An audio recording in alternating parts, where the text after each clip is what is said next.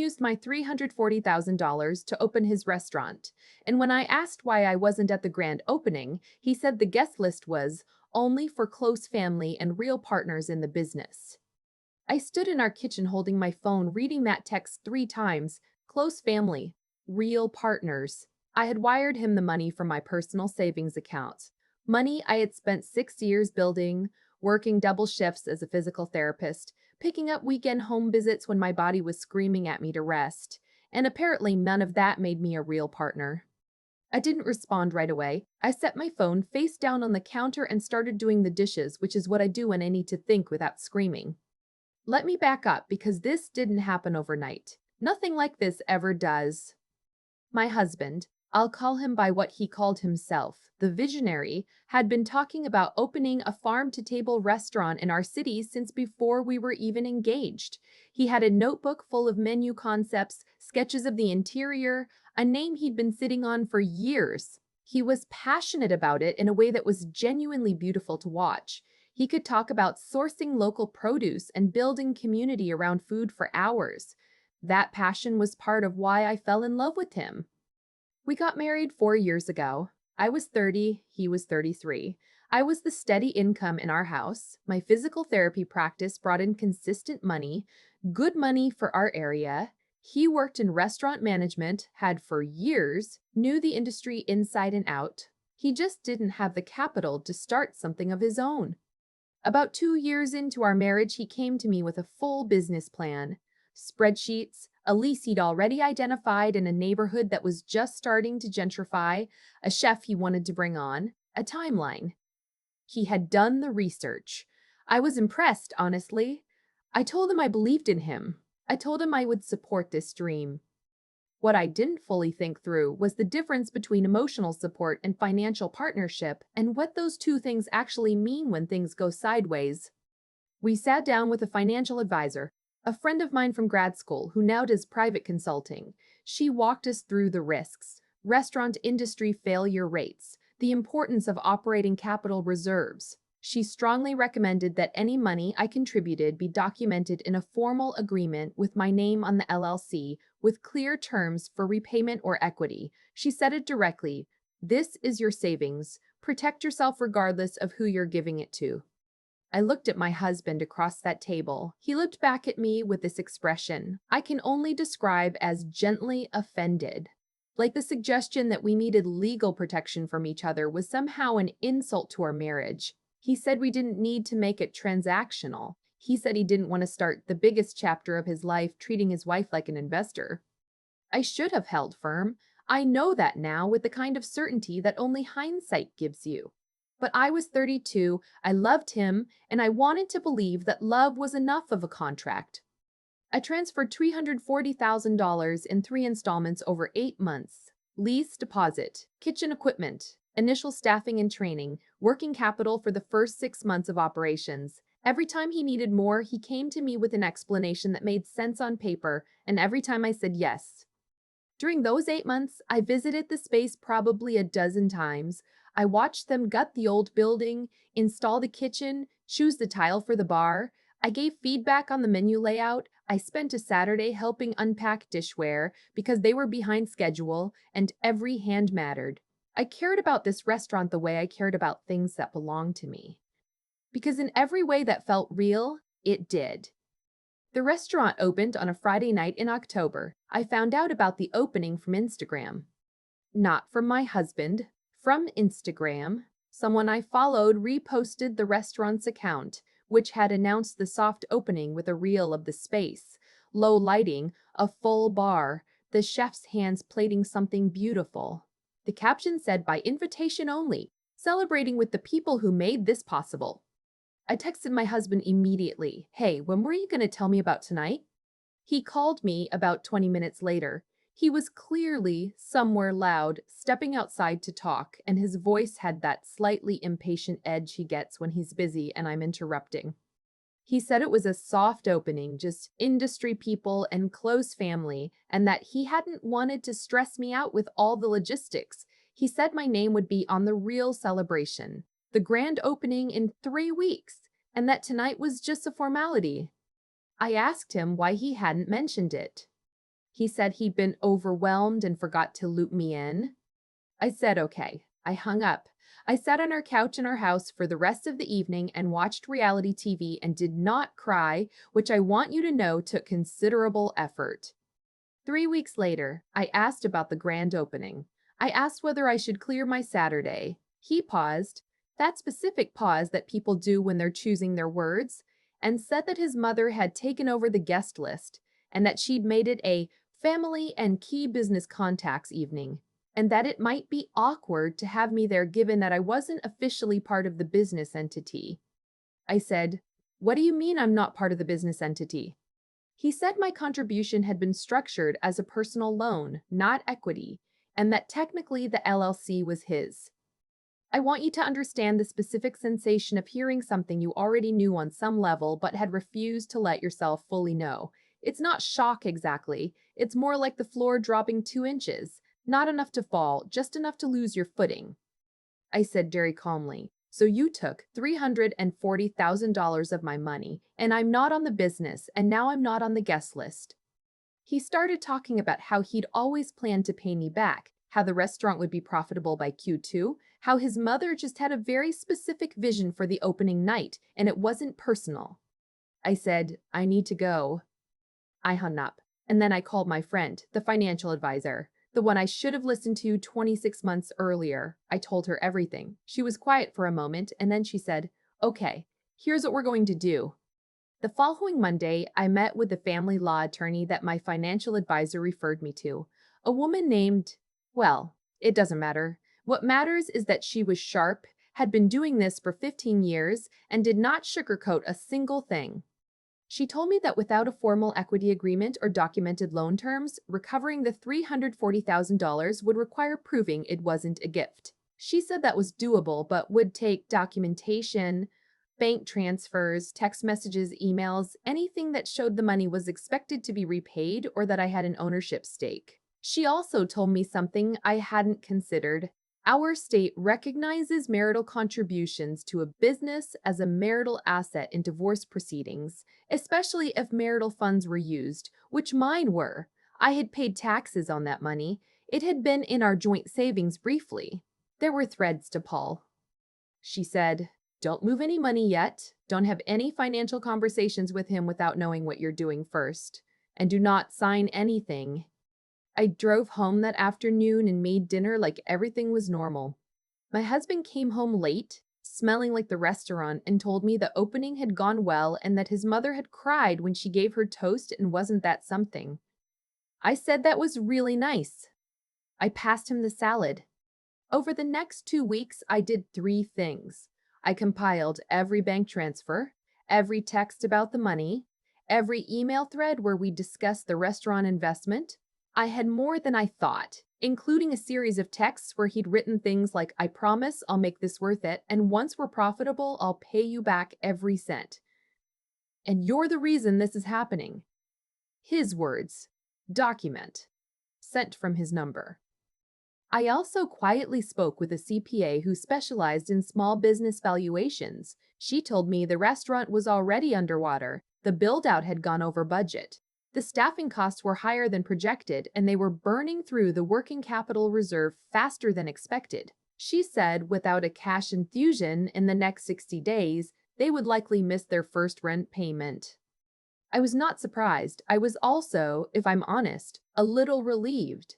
Not because I wanted the restaurant to fail, but because it meant the conversation I was about to have was happening at a moment when I had leverage, not after. The call came on a Tuesday. My husband, his voice had a different quality than usual, tighter, controlled in the way that means he was managing something he didn't want me to see. He said the restaurant was having some cash flow challenges. He said it was normal for new businesses. He said he needed me to transfer $75,000 to cover the next 6 weeks of operating costs while they worked to bring in a small business loan. I said, "I'm sorry, can you say that again?" He repeated it. $75,000, next 6 weeks, small business loan in the pipeline. I said, "You need money from me." He said yes, it was a short-term bridge. He'd pay back everything together once the loan came through. I said, "This is the same account that the other $340,000 came from." He said, "Yes." I said, "The account that doesn't have my name on your business." Silence.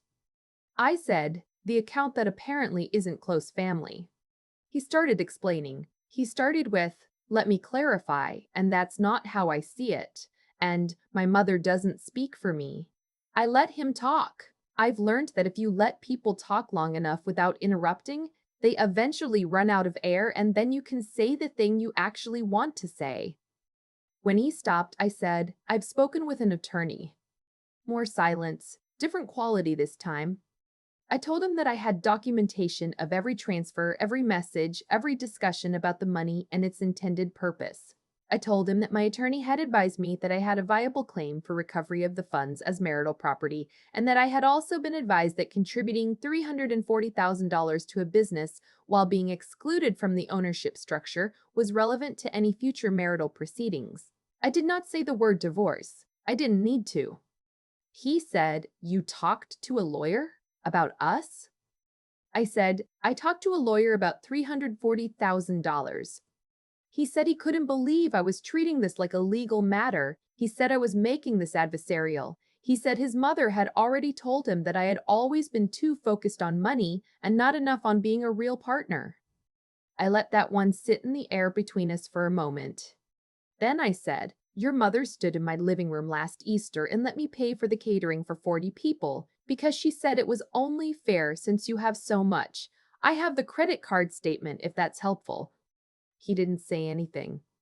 I said, "I'm not going to transfer the $75,000. I'm also not going to transfer anything else until I have legal counsel review any agreement between us. If the restaurant needs operating capital, there are lenders who specialize in food and beverage businesses. I'm happy to share some resources." He said I was being cruel. I said, "I'm being careful. There's a difference."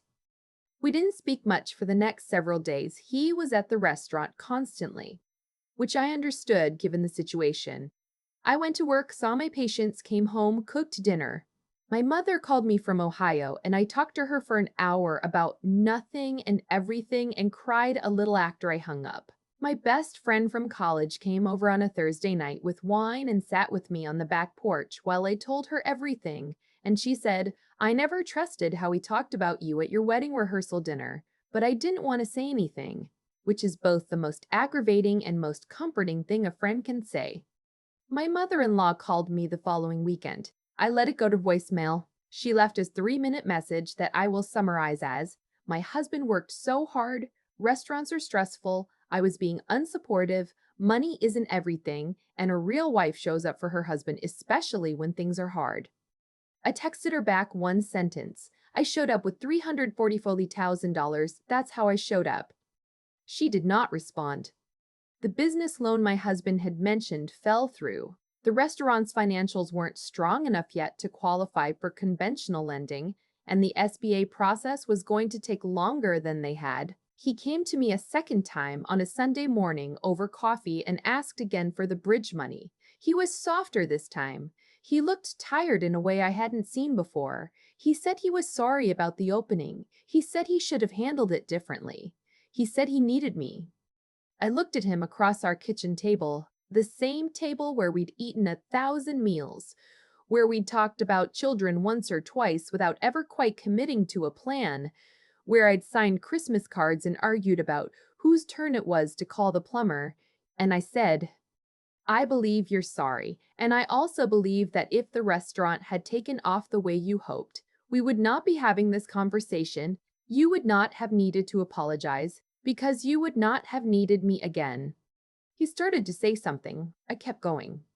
"I need you to understand what you actually asked of me. You asked me to trust you with everything I had. And when I wasn't convenient anymore, when the opening was something you wanted to celebrate without complications, you set me aside. You let your mother set me aside. And then when you needed something again, I became close family again." He was quiet. I said, "I'm not transferring more money without a formal agreement, a real one, reviewed by both our attorneys with my name on something. If you want my help saving the restaurant, that's the only version of help I have available right now." He said that felt like a lot of conditions. I said, "It's actually very few. I just didn't have any before." It took 3 more weeks, 2 attorneys, and a conversation that lasted 4 hours on a Saturday afternoon, but we came to an agreement. I became a 30% equity partner in the restaurant, documented and filed with the state. The prior $340,000 was reclassified from an informal loan to an equity contribution, accounted for in the operating agreement. Future capital contributions would require both signatures. If the business was ever sold, my stake would be paid out first. I did not transfer the additional $75,000 immediately. Instead, I transferred $40,000 under the new agreement, enough to stabilize for the next month, and we worked with a small business consultant to restructure their staffing costs, which turned out to be significantly bloated in ways neither of us had looked at carefully. The restaurant is still open. It is not thriving, not yet, but it is not failing either. My husband and I are in couples counseling. His suggestion, which surprised me and which I took as a sign that he understood something had cracked that needed to be fixed carefully. I don't know yet what we are building or whether it will hold. That part of the story doesn't have an ending I can give you because I'm still inside it. What I can tell you is this.